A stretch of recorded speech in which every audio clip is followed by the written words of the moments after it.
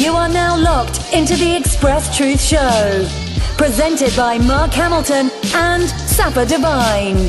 Real talk, real action.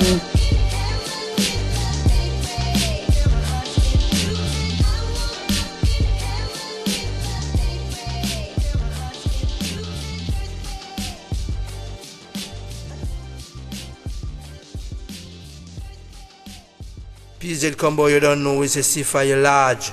You don't know Rasta Sifa, big up yourself, we say the whole of Birmingham, you know? Hear me, Birmingham massive. High grade, we say, you know, hot man.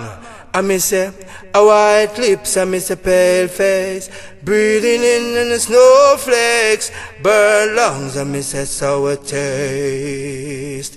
Alright then, a light's gone, I miss the days, and struggling to parent. Long night, I miss a stranger man. And they say she's in the class 18. Lock it down and see find high grade, we say, you don't know, you know, we say hot man large, you know. So the things there. Rasta stiff for the whole of Birmingham massive circle. Buying tickets has never been easier with the launch of the Hatman online ticket store, where you can purchase tickets for an array of events, including after parties, concerts, comedy shows, theater plays, dances, festivals, and many more. So what are you waiting for? Click and go buy your tickets now at thehatman.com, where we are happy to help and here to serve you 24/7. There's nothing radical about the truth. The truth is the truth. So right now you're locked into the truth with the Express Truth with Mark Hamilton and Stephen Brown.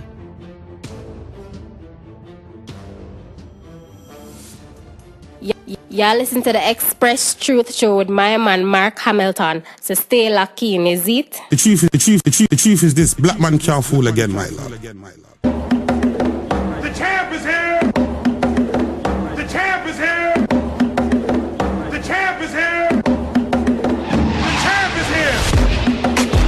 The champ is here. The champ is here. The champ is here. The champ is here. The champ is here. The champ is here. The champ is here.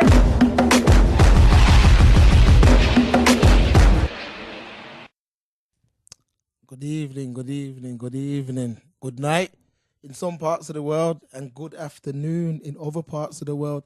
And we're back once again. It's a Thursday, so you know what time that is. The Express Truth Show. And it's a bit of a sad week this week. We've had a few bad news stories, which we will be getting into in a while. But without further ado, man, let me just introduce my co-host. Shalom, balance, paradise, assalamu alaikum, rahubat, shalom, righteousness. Good day and good night to all the siblings out there. Great to be here on another thorough Thursday to express the truth and to shed some light and trustfully entertain, enlighten, and excite the siblings them. Yeah, man, exactly that. And there's only one place to start this week, man. We've got to say rest in paradise to Muhammad Ali, and just talk a little bit about the guy himself before we get into another great show this week. Also, rest in peace to Kimbo Slice. Definitely. That's what I'm saying. We can't forget about Kimbo Slice because he was taken from us way too early. I used to be watching Kimbo Slice, his fights. I just want to shout out DJ Springer, because me and Springer used to work together and we used to be watching Kimbo Slice, his fights back in the early days, man, like 2007. The days when you didn't even have HD cameras. I used to watch every one of his fights, man, and it was entertaining. It was a monster, man, trust me, outside of the ring. So it's just sad when we heard exactly the news with Kimbo Slice. But Ali, I mean, as we know, Ali, he done great things, man. He done great things inside the ring and done great things outside the ring. Yeah. But if you go back somewhere last year, I think it was, I did a quick 20-minute show where I was talking about people giving people their flowers while they can still smell them.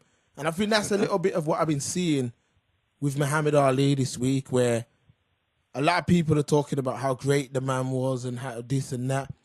But there's just a lot of different things that I'm not hearing in the media, like things of like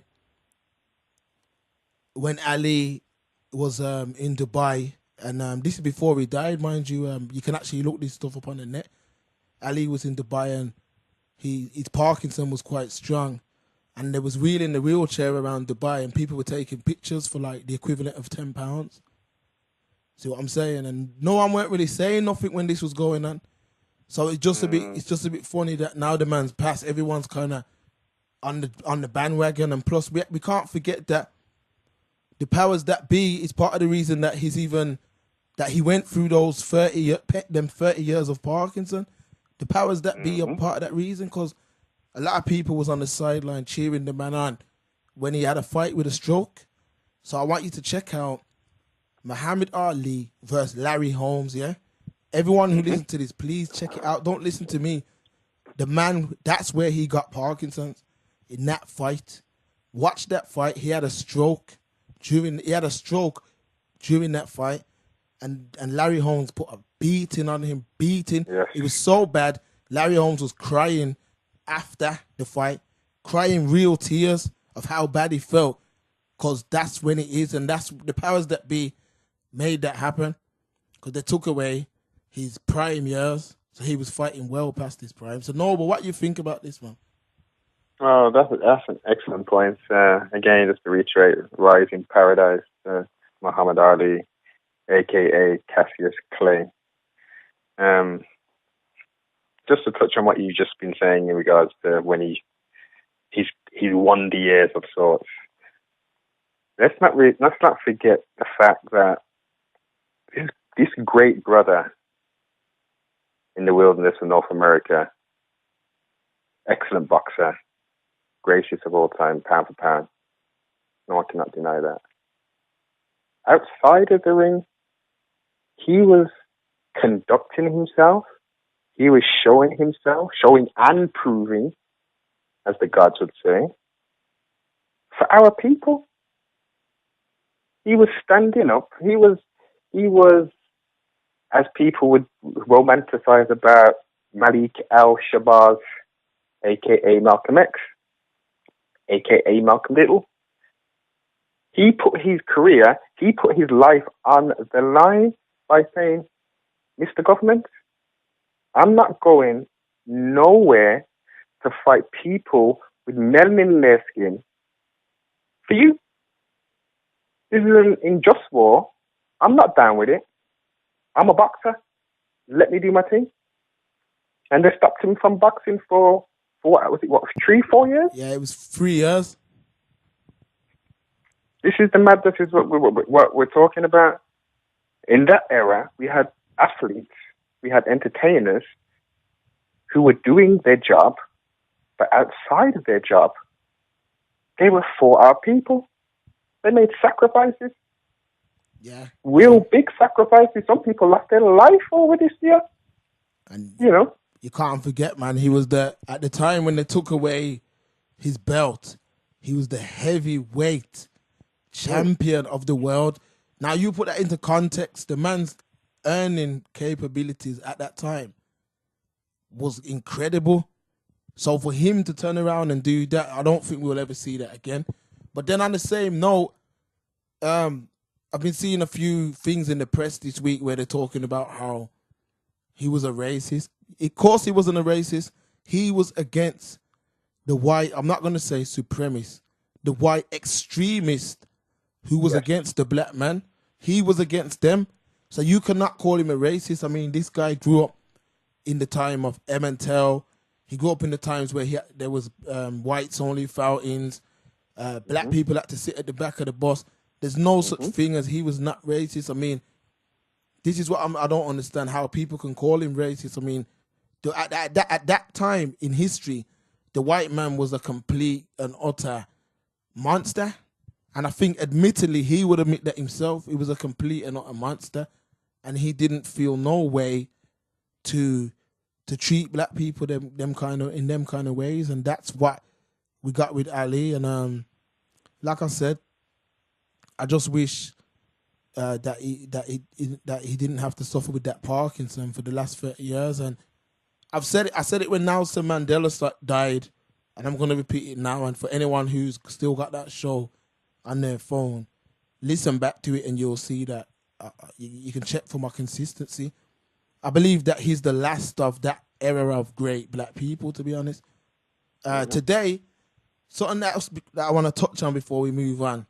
Today, a gentleman and me was having just a little bit of a debate, because the gentleman was telling me that English people ain't nowhere near on the level of we'll never have an Ali and things like that. I agree with him, but please don't fight against the English black man, because at the same time we're in the brain of the beast, so we can't speak out the way how those guys speak out, because we don't control nothing here. It's just complete different thing. So I'm saying racism's complete different. I would say this is like the Harvard, like the Harvard in America. Yes. This is like the Harvard of racism. You'll never, if Ali was born and grew up in England, he wouldn't be the man he was, because they wouldn't let him speak. They wouldn't let him speak. He wouldn't be able to speak. He wouldn't even be able to fight. They would have got rid of that early. So please, let's not fight each other down, man. And that's just one little conversation I was having. I mean, in regards to that point, let me flesh it out a little bit more. I mean, how could he be a racist? Listen to his statements which he made. There was no hate. There was no malice. He simply spoke truth to power. He examined history. He examined his own life. He observed what was going on. Siblings, look up the Jim Crow laws. That will enlighten you and understand and overstand what the siblings in the wilderness of North America were having to be put through, where in certain areas they were not allowed to buy homes, rent. There was curfew hours. There were literally no-go areas where pretty much you couldn't go there unless you were working 9 to 5. Outside of those hours, if they caught an original person dead out, it was pretty much open season for them to do whatever the hell they wanted to do. And why only pies and all them kind of things? Exactly. Just watch live. Sojourner Truth, I think that's the sister's name. She said, I'm not getting off this train. I'm moving anywhere to the back of nowhere. I pay my fare. I'm going from point A to point B. Leave me alone. Second stage of that, the Montgomery bus boycott. What's the sister's name? Rosa Parks? That's correct. She said, yo, my feet are hurting, man. I've done my day's work. I paid my money. Why should I get up? These are sisters, these are brethren way back who are dealing with overt stuff. Laws were in place against original people we're talking about now. Not little code and little subtle stuff that's been taking place over in England, or overt stuff, i.e. killing people on sight. It's changed a lot, but it's not how it was back in the day. You had some strong people back then. Yeah, exactly. So you have to understand that, man. You got to understand that's a major reason why. And inside the ring, they can't take away from Ali's greatness. But it's like I said, don't be fooled by the powers that be, because all of a sudden they're paying all this homage. But you look at it like this: no one weren't saying nothing at the time when all these wrongdoings were going on. And look, if the man